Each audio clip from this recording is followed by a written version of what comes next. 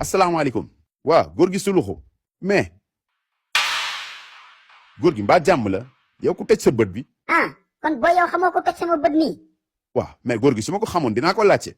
booy njaago moo ma kurpañ. booy njaago mais booy njaago nu mu la mën a kurpañee te combat bi ñëwagul. waaye ci may entraîné la ma fekk bett ma dóor ma si bët kooku loxo yi comme kuuru roof. waaw loolu kay ça fait l'occasion loolu mooy jaay combat bi di père yow tamit jouru signature bi xoolal bett ko dugal ko coup. dugal ko coup booy bu dee loolu mooy jaral sa combat de kon xamal ni combat bi jaragul yow koo ray nga bëgg man bàyyi naa. bàyyi fan. waaw booy maa bokkoon bokkatuma je démissionne xottil contrat bi.